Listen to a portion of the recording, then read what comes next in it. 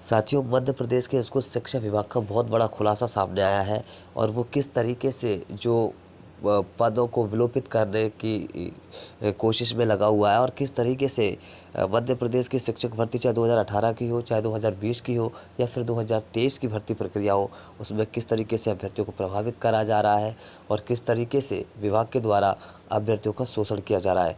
साथियों, ये एक उस समुदाय के साथ किया जा रहा है जो कि मध्य प्रदेश में जिसकी भागीदारी 55% के लगभग है और इतना बड़ा समुदाय होने के बाद भी मध्य प्रदेश में उनके ही साथ इतना बड़ा जो है विभाग के द्वारा मतलब इतनी ज़्यादा लापरवाही की जा रही है और इतना बड़ा मतलब एक छल किया जा रहा है उन युवाओं के साथ, उन अभ्यर्थियों के साथ, उनके भविष्य के साथ, उनके फ्यूचर के साथ, उनकी मेहनत के साथ और कि बहुत बड़ी चीज़ है। तो साथियों, ये अपडेट हमें मिली एक न्यूज़ के माध्यम से जिसमें शिक्षा विभाग का खुलासा है वो इसमें अपडेट हुआ है और साथ में मध्य प्रदेश में ओबीसी होल्ड पदों को किया जा रहा है विलोपित। किस प्रकार ओबीसी के होल्ड पद, चाहे वो 2020 की भर्ती हो, चाहे 2023 की भर्ती हो, चाहे 2018 की भर्ती हो, किस प्रकार विलोपित किया जा रहा है, ये हम सारे इसमें पढ़ेंगे। बड़े ध्यान से देखना है और समझना है, ठीक है साथियों। तो मध्य प्रदेश में ओबीसी होल्ड पदों को निपटाने में लगे विभागीय अधिकारी, कोर्ट का फैसला आने के पहले प्रक्रिया समाप्त। अब क्या है देखते हैं, ठीक है। तो मध्य प्रदेश में अफसरशाही इस कदर हावी है कि इससे प्रतियोगी परीक्षा का प्रत्येक अभ्यर्थी परेशान है, फिर चाहे वो आरक्षित वर्ग में ओबीसी कैटेगरी का हो या सामान्य वर्ग का आर्थिक रूप से कमजोर ईडब्ल्यूएस अभ्यर्थी। साथियों, सिर्फ ओबीसी कैटेगरी के ही अभ्यर्थी प्रभावित नहीं है, इसमें ईडब्ल्यूएस के साथ साथ अदर कैटेगरी के अभ्यर्थी भी प्रभावित हैं। ये आप बखूबी बहुत अच्छी तरीके से जानते हैं, ठीक है। आर्थिक रूप से कमजोर ईडब्ल्यूएस अभ्यर्थी प्रदेश में नौकरशाह नियमों की आड़ में मनचाहे तरीके से भर्ती प्रक्रियाओं को पूर्ण कराने में से रोक रहे हैं। कहने में तो मुख्यमंत्री यादव ने 2 लाख पदों को नौकरी देने का लक्ष्य रखा है, किंतु प्रदेश के ये आला अफसर जो नीति और नियमों के क्रियान्वयन तक अपनी पकड़ रखते हैं, मोहन यादव की ये इच्छा बामुश्किल ही पूरी होने देंगे। अगर संभावना कहें तो लगभग ना के बराबर है कि ना के बराबर संभावना है कि 2 लाख पदों पर भर्ती हो जाए। अगर संभावना कहें तो लगभग ना के बराबर है। मध्य प्रदेश में विभाग पदों की विज्ञप्ति निकालते तो हैं कि उन्हें भरने की उनकी मंशा नहीं होती। आपको पता हुआ साथियों, विज्ञप्ति तो निकलती है लेकिन भर्ती प्रक्रिया उतने पदों पर नहीं होती जितने पर विज्ञापन निकलता है, ठीक है। उन्हें भरने की मांग पूरी नहीं होती। उदाहरण के तौर पर एक भर्ती जिसकी विज्ञप्ति 6 वर्ष पूर्व निकाली थी, पहले उसके 16 विषयों के पदों को होल्ड किया गया। फिर काउंसलिंग प्रक्रिया के अगले चरण को ही मनचाहे तरीके से विलोपित कर दिया गया। आधे दशक तक प्रदेश के बेरोजगार युवाओं को यह आश्वासन दिया गया कि आपके पद न्यायालयीन प्रकरणों के कारण होल्ड है, वो आज नहीं तो कल आप लोगों को ही मिलेंगे। किंतु समय का फ़ायदा उठाकर वर्तमान आयुक्त और अपर संचालक ने अपनी साठगांठ से आंकड़ों का खेल जमा कर नस्ती बंद कर दी। इतना ही नहीं, पत्र व्यवहार से प्रक्रिया के पूर्ण होने की जानकारी भी दी जाने लगी। प्रदेश का युवा भी इतना सुस्त अवस्था में है कि अधिकारी मनचाहे तरीकों से उनका शोषण कर रहे हैं। साथियों, ये बहुत बड़ी चीज़ है और आपने देखी होगी विभाग ने इतनी सारी गलतियां करके इतना शोषण किया है ना अभ्यर्थियों का, चाहे वो किसी भी कैटेगरी के हों, बहुत ज़्यादा शोषण किया है। और सबसे ज़्यादा जो शोषित वर्ग जो ओबीसी वर्ग जो हुआ है इसमें, है ना, ज्ञात रहे कि जिन अभ्यर्थियों द्वारा अंतरिम आदेश के माध्यम से भर्ती प्रक्रिया को प्रभावित किया था उन सभी का चयन हो चुका है, किंतु विभाग ने अपनी ओर से रोकी गई नियुक्ति प्रक्रिया को पुनः आरंभ करने के लिए कोई कोशिश नहीं की है। ये विभाग की लापरवाही है। मध्य प्रदेश स्कूल शिक्षा विभाग ने वर्ष 2018 में उच्च माध्यमिक शिक्षक भर्ती की पात्रता परीक्षा आयोजित की थी।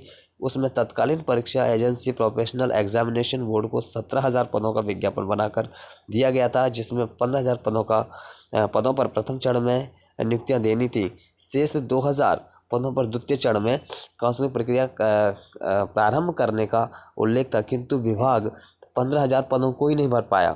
देख लीजिए, 17,000 पे विज्ञापन निकला था लेकिन बाद में फिर वो 15,000 पद भी नहीं भर पाया। गौरतलब है कि उन प्रथम चरण के 15,000 पदों में से 5,935 पद वर्तमान दिनांक तक रिक्त हैं। सोचिए कितना बड़ा आंकड़ा है, लगभग 6,000 पद अभी भी उन 15,000 में से भी रिक्त हैं, उनको भी नहीं भरा गया है।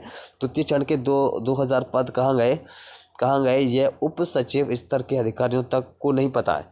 देखिए, उप सचिव मतलब उप सचिव को भी नहीं पता है कि इतने 2,000 पद गए कहाँ अभी तक। मतलब पूरी तरीके से अगर कहें तो डीपीआई में जो अधिकारी कामना आचार्य मैम है, जो कमिश्नर हैं, उनके द्वारा इन पदों को गोल किया जाता है। और जो भी डीपीआई में जो भी इस भर्ती प्रक्रिया को देखते हैं, चाहे संचालक हों चाहे अपर संचालक हों, उनके द्वारा बहुत बड़ी लापरवाही की जाती है। मैं इसका पूरा तरीके से अगर श्रेय कहूँ तो लापरवाही का डीपीआई के अधिकारियों को देता हूँ। ठीक है, अभी तक अभ्यर्थी जब भी संचालनालय या मंत्रालय अपनी नियुक्ति की मांग लेकर जाते थे तो उन्हें कोर्ट केस का बहाना लेकर एवं नियुक्ति आश्वासन देकर वहां से 9-2-11 कर दिया जाता था। साथियों, ये बिल्कुल सत्य बात है। हम भी कई बार गए हैं और काफ़ी साथी वर्ग 1 वाले भी 2018 वाले भर्ती के हों या 23 वाले भर्ती के भी हों, उन्हें भी कोर्ट केस का बहाना ले दिया जाता है कि कोर्ट केस के मैटर जब सुलझेंगे तब भर्ती प्रक्रिया होगी, अन्यथा नहीं होगी।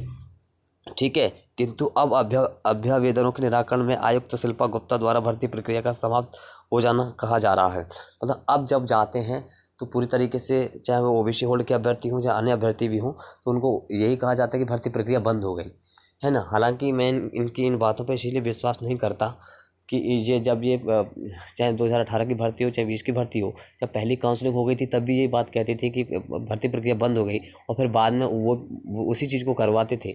लेकिन अब क्या, जब समय बढ़ता जाता है, जब 2018 की भर्ती को भी लगभग 6 साल हो गए हैं अब, और 2020 की भर्ती को भी अब देखें 22 में एग्ज़ाम हुआ और लगभग उसको भी 4 साल गुजरने वाले हैं लगभग। आप देख सकते हैं कि ये दिनों दिन उस अटकी हुई प्रक्रिया को आगे बढ़ाते जाते हैं, जिससे आने वाले समय में इसको निष्क्रिय किया जा सके। ठीक है, अब वो कह रहे हैं, जो कमिश्नर है शिल्पा गुप्ता, इस प्रक्रिया को समाप्त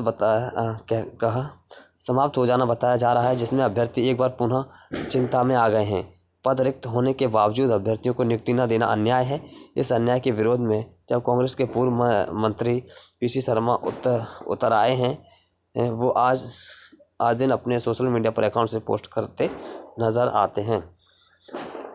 अब विभागीय मंत्री भी होंगे परेशान।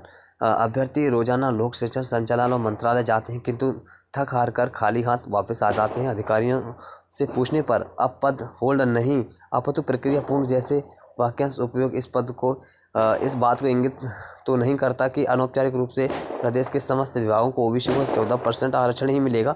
इस बात का ठोस आश्वासन दिया गया हो या प्रदेश में 2 गुट कार्य कर रहे हैं, जिसमें एक धड़ा आरक्षण के पक्ष में है तो दूसरा आरक्षण के विरोध में। यह सिर्फ अधिकारियों नहीं मंत्री और कैबिनेट मंत्रियों से भी देखने को मिलता है। प्रदेश के मुखिया पर तो आए दिन जाति और वर्ग को प्रोत्साहित करने के आरोप भी लगते रहते हैं। वहीं दूसरी ओर विभाग के मंत्रियों की भी अपने अधिकारियों के साथ पटरी नहीं है, या खैर ठीक है, पटरी नहीं बैठ रही है। विश्वसनीय सूत्रों से मिली जानकारी के मुताबिक स्कूल शिक्षा विभाग मंत्री ग्रेडिंग में मध्यम श्रेणी में है। शिक्षक भर्ती 2018 का निराकरण अगर उनके द्वारा उचित ढंग से नहीं किया गया तो आला कमान उनसे शायद एक विभाग वापस भी ले सकता है। वहीं पूर्व शिक्षा मंत्री व वर्तमान उच्च शिक्षा मंत्री भी अपने वर्तमान विभाग में निम्न ग्रेडिंग में आ रहे हैं और उनसे उच्च शिक्षा विभाग छीनकर अन्य किसी को दिया जा सकता है। साथियों, आप देख सकते हैं कि स्कूल शिक्षा मंत्री जो कि अब उनकी जो ग्रेडिंग है वो बिल्कुल घट चुकी है, और जिसमें उच्च शिक्षा मंत्री जो पहले पूर्व शिक्षा मंत्री रह चुके तेंद्र सिंह परमार जी, उनकी भी निम्न ग्रेडिंग में उनका चल रहा है। मतलब इनका जो कार्य करने का, जो अपने विभाग को संभालने का एक तरीका होता है वो बिल्कुल लो है, बिल्कुल नहीं संभाल पा रहे हैं वो, और बिल्कुल उस तरीके से इनको अपने विभाग को चलाना चाहिए, है ना, तो वो ऐसा नहीं कर पाते। तो साथियों, ये है पूरी घटना। तो पूरी तरीके से इसमें जो विभाग के अधिकारी हैं वो हावी हैं, और इस बात को मैंने भी कई बार सोशल मीडिया के बड़े प्लेटफॉर्मों पे MP तक जैसे और बाकी न्यूज़पेपर्स में भी और बाकी बड़े न्यूज़ उसमें भी मैंने कई बार उठाया भी है कि यहाँ पे जो सबसे ज़्यादा जो अगर धोखा कर रहे हैं अभ्यर्थियों के साथ तो वो अधिकारी हैं।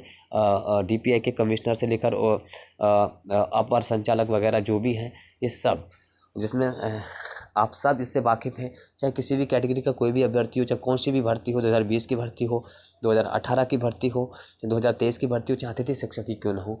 एक बार के लिए मैं बोलूँ तो इसमें कामना आचार्य मैम का नाम बहुत आगे आता है, और साथ में DPI कमिश्नर का। DPI कमिश्नर का इसीलिए आता है क्योंकि जब वो उनसे ऊपर हैं तो उनको उस पर ध्यान देने की ज़्यादा ज़रूरत है। उनको उस पर पूरी तरीके से ध्यान देना चाहिए कि इस तरीके की लापरवाही क्यों हो रही है। साथियों, ये मुद्दा 2023 की भर्ती में भी है। 7,500 पदों का विज्ञापन था, और उसके बाद 4,000 के लगभग कुछ पदों पर शायद डॉक्यूमेंट वेरिफिकेशन करवाए, लगभग 3600 के लगभग, और उसके बाद 3600 के लगभग डॉक्यूमेंट वेरिफिकेशन करवाया, और नियुक्ति पत्र सिर्फ 2900 में जारी किए गए। 45 से ज़्यादा पदों को अभी भी रोका गया है, और वो अभ्यर्थी अभी भी पदोन्नति की मांग कर रहे हैं, लेकिन पॉसिबल नहीं हो पा रहा है क्योंकि ये अधिकारी इस तरीके के हैं जो बचे हुए पदों को ही खा जाते हैं। बाकी पद कहाँ से भरने देंगे, है ना। तो हमारे जो सभी कैटेगरी के अभ्यर्थी परेशान हैं, इस पूरी तरीके से अगर कहें तो OBC के अभ्यर्थी बहुत ज़्यादा प्रभावित, और उनको ये कह दिया जाता है कि न्यायालयीन प्रकरण में पहले, जब अभी इससे पहले रोज़ ही जा रहे हैं जाके, हालांकि अभ्यर्थी और जाते थे तो कहते थे कोर्ट का मैटर है इसीलिए हम इसको नहीं सुलझा पा रहे हैं, लेकिन अब कोर्ट के इसके अलावा ये भी बोल दिया जाता है कि भर्ती प्रक्रिया बंद हो गई है। ये अधिकारियों को इस तरीके से कहना, और इस पर माननीय मुख्यमंत्री के साथ साथ क्योंकि मुख्यमंत्री जी तो सभी विभागों को देखते हैं, हालांकि शिक्षा मंत्री का इस पर कोई संज्ञान नहीं है। ये बहुत निंदनीय और बहुत चिंताजनक बात है कि माननीय शिक्षा मंत्री को इस पर जरूर संज्ञान लेना चाहिए, बात करनी चाहिए, और विभाग को, अपने कमिश्नर महोदय को और अपने उप संचालक को उनको बताना चाहिए कि इस तरीके की लापरवाही क्यों की जा रही है, क्यों धोखा किया जा रहा है मध्य प्रदेश के युवाओं के साथ, उनके भविष्य के साथ और उनकी मेहनत के साथ। ठीक है साथियों, तो ये बहुत बड़ी अपडेट थी, बहुत ज़्यादा ज़रूरी थी, इसीलिए देर रात मुझे इस वीडियो को बनाना पड़ा, अपडेट करना पड़ा, क्योंकि 10,000 से ज़्यादा अभ्यर्थी मुझसे जुड़े हुए हैं इस यूट्यूब के माध्यम से। वैसे तो कई हज़ार अभ्यर्थी प्रत्यक्ष रूप से जुड़े हुए हैं, लेकिन यूट्यूब के माध्यम से 10,000 के समथिंग लोग जुड़े हुए हैं, तो उन तक ये इन्फॉर्मेशन पहुँचना बहुत ज़्यादा ज़रूरी है। तो आप सभी इसको शेयर करें, ज़रूर करें, और जागृत हो जाएँ, पूरी तरीके से एक्टिव हो जाएँ। अगर इस तरीके से अगर पद विलोपित होते हैं तो मान लीजिए कोई औचित्य नहीं है मध्य प्रदेश में शिक्षक भर्ती का सपना देखना, और भविष्य में कोई भर्ती आने का, और आए तो वो कैसे होगी, क्योंकि हम पहले ही 2018 की भर्ती, 2020 की भर्ती और 2023 की भर्ती में अभी हाल ही में भुगत ही रहे हैं कि किस प्रकार स्कूल शिक्षा विभाग अभ्यर्थियों के साथ धोखा कर रहा है। ठीक है साथियों, तो धन्यवाद, ज़रूर शेयर करें सभी के साथ, सभी को जागृत करें। ठीक है, धन्यवाद।